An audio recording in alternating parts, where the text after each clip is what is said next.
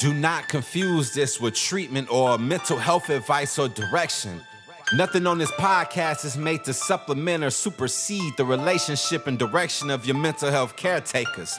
Although David Kozlowski is a licensed marriage and family therapist, he is not functioning as a certified mental health professional in this environment. And same applies to any professional who may appear on the OG Therapy podcast. Welcome to the OG Therapy. Hey everybody, welcome to another episode of OG Therapy, and today we've got a Blast from the Past episode. So a loyal listener of ours reached out and said, hey, I just listened to the episode way back in the very beginning called The Less You Blow Up, The More You Follow Up. They had some questions for me, so I just thought, why don't I just answer those questions and talk a little bit more about that right now in the podcast today, especially because a lot of you parents out there that listen to this podcast, you're going to be spending a couple weeks with your kids all day, every day. Some of them may be geeked up on sugar and, wanting to hang out with their friends when they have homework they should be doing that they swore they were going to do during the break. But, swearing sometimes doesn't get you too far, and making promises doesn't get you too far. So this could cause you guys as parents out there to get a little emotional. In fact, some of you may even be tempted to get mad and let your kids know your truth. Share your truth with them. And what I mean by truth is your anger and how pissed off you are at the way that they've been behaving, especially when they're asking you for a bunch of stuff during Christmas time. So this episode, The Less You Blow Up, The More You Follow Up, is perfect timing because right now there's a good chance that you may be tempted to blow up, or maybe you've already blown up. Maybe Thanksgiving got to you. Maybe they pissed you off. They didn't help you clean up with, all the stuff after Thanksgiving dinner. So a couple of things to remember. And the reason why I packed in the topic of like what it is that I want you to do in the brand and the label is because as a therapist, every time I'm working with my clients, branding is very important for them to remember. So one-line phrases, they help us remember just philosophy and important deep thoughts in just a couple sentences. So when I give you things like statements versus questions, don't hate, congratulate, all the things I've talked about throughout the years, it's just to help you download this information and have it easily available for you to access when you're pissed off and you can't really think about big, long things that I've talked about or other things you've heard on podcasts. So let me give you a little scenario, or not a scenario. Let me give you a little 3-step process. So freaking out, getting upset, being mad would be qualified or be categorized underneath the term of reaction. So if your kids do something over the break that causes you to get pissed off and upset with them, that is a natural reaction. But most of you know or have heard it before that anger is a secondary emotion. Usually behind that reaction or what precedes that reaction is disappointment or dismay that they're even asking you for a second pair of Jordans or to buy you a new pair of AirPods for Christmas when you're like, I just bought you a pair 3 months ago for your birthday. You shouldn't have lost it. You should have kept better track of it. So a lot of times when I talk to parents, they'll tell me I had a really good reason to blow up. I was validated in being pissed off. I've had to ask them 10, 12 times before. And I say, okay, well, how does it usually work when you blow up? Well, some parents say they blow up on their kids. They get mad at their kids and it turns into an argument. Other parents say they blow up at their kids, they get mad at their kids, then their kids sulk and they go running off in their room or they isolate themselves and they don't talk to them. And then the parents don't feel like that message really landed either because they didn't want them to shut down. They just wanted their kid to repeat back to them everything that they should have done and to repeat back to them enough information to let the parent know that they understand where their parent's coming from and they understand where they made their mistakes. The problem with that is when you're emotional and you're pissed off and you're angry, your facial expressions and your body language are not very inviting to your kids. So it's not going to allow them, or at least make them feel like you have an open door policy, like they can tell you anything. So if you blow up and then shortly after you blow up, you ask them to be honest with you and to be totally transparent, it's not likely it's going to happen. Your kids have had enough experiences with you as their parent to know if you're really pissed off, it's not time to add fuel to the fire. And a lot of kids will tell me, I would have told my parents the truth. I would have admitted these things to them. I would have held myself accountable, but I was scared that they were going to kill me. And so I just said yes. I went along with whatever they said, or I got irritated and upset and I tried to plead my case with them. All these things do not get the end goal that you're looking for as parents with regards to teaching your kids a lesson or to try to change their behavior. So that's why when I brand this, the less you blow up, the more you follow up. It's very simple. When you're highly emotional, let me see if I can get my cell phone out here to use the little teeter-totter analogy. So if you're watching this on the YouTube or anything, just imagine a teeter-totter. On one end of the teeter-totter is your intense emotions. On the other end of the teeter-totter is your ability to logically process information. When your emotions go up, your ability to logically process information, plan for the head, and follow through with those plans goes down exponentially. Like, it's a huge difference. So when you can keep your emotions at bay or just under the surface just enough, then you're able to have a conversation with your kids. But most importantly, you're able to follow up on their consequences. It's pretty confusing to kids when you threaten them that you're going to take their phone away from them for the whole entire break because they did something that made you mad. You got so angry. And the reason why you got so angry is because you let their phone or you let whatever was bugging you slide for a really long time. In your mind, you're like, oh, they're always on their phone. I can't believe they're on their phone. Why aren't you doing your homework? You'll say a couple things. How come you haven't done this? Have you been on your phone a lot? No, I haven't. Okay. You keep on giving them the benefit of the doubt. And then one day you go, I'm going to look at their screen time. Or I'm going to go look at, here in Utah, it's called Skyward, which is where the grades are hosted. And you go, I'm going to go look at these things. And all of a sudden you see their screen time is like, 5 hours of TikTok or 3 hours of Snapchat. And then you go look at their Skyward, their grades, like their grades aren't doing good. And then you're like, I've had enough.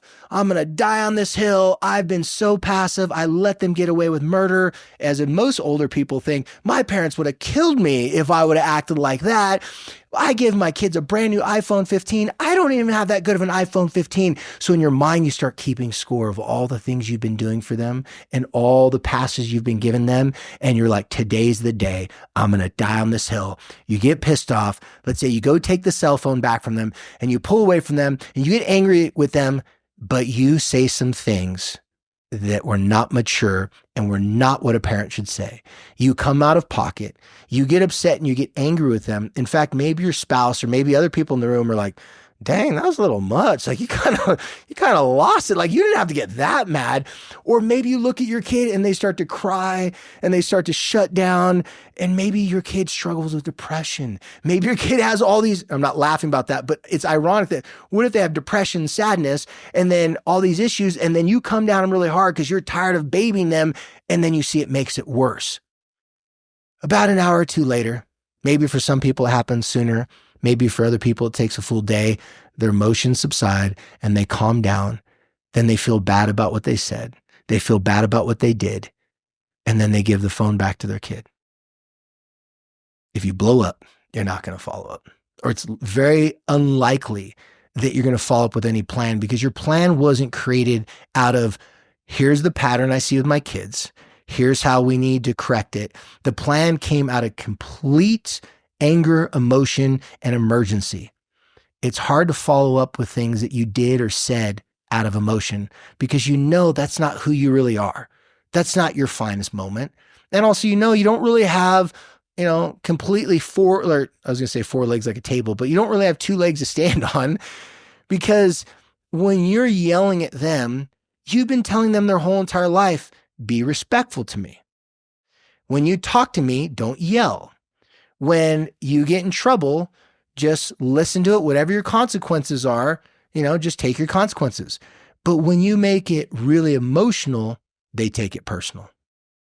When someone takes something personal, they have a hard time learning or even comprehending what you're really trying to say.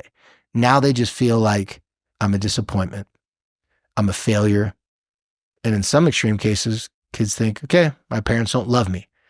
And the parents I talk to, they're like, well, it's not that I don't love them. I just was really mad. And they get over the anger and they go to their kids, say, okay, well, you can have your phone back. and the kid's still hurt or the kid's still struggling with the hypocrisy. Like one moment I'm in trouble and I'm like Satan's spawn, like I'm the worst kid in the world. And then now, because you don't want to have to worry about getting a hold of me through other people, you just give me my phone back. So the hypocrisy comes from the lack of being able to follow through. Us as parents, if we look at ourselves as leaders, because we are, and business owners, because we're running a family, it's a business in and of itself. When we look at ourselves in those ways, what are we modeling for our kids? Are we modeling them to freak out? No. Well, that's not what we want to. That's why in the very beginning of this podcast, I was saying there's 3 simple things that you can recall and you can remember to help you with this. And that is reaction, bad; thoughtful response, good; initiation, better.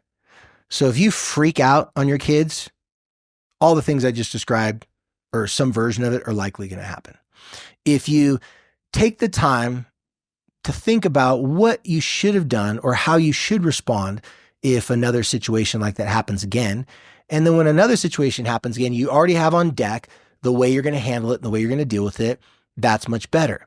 But what's even better than that is initiating. So when you're calm and you're collective and you have a time to talk to your partner, or maybe if you're divorced, whatever, and you're co-parenting, you have a time to talk and come up with a good plan that is pretty consistent that you can follow through with, then that establishes consistency.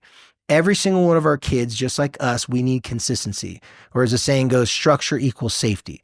If they know that you're consistent, even if they don't like the punishment, even if they don't feel that the punishment is something that they should get, but if you're consistent with it and you don't make it personal, I mean, you're not overtly emotional about it, it'll land a whole lot softer.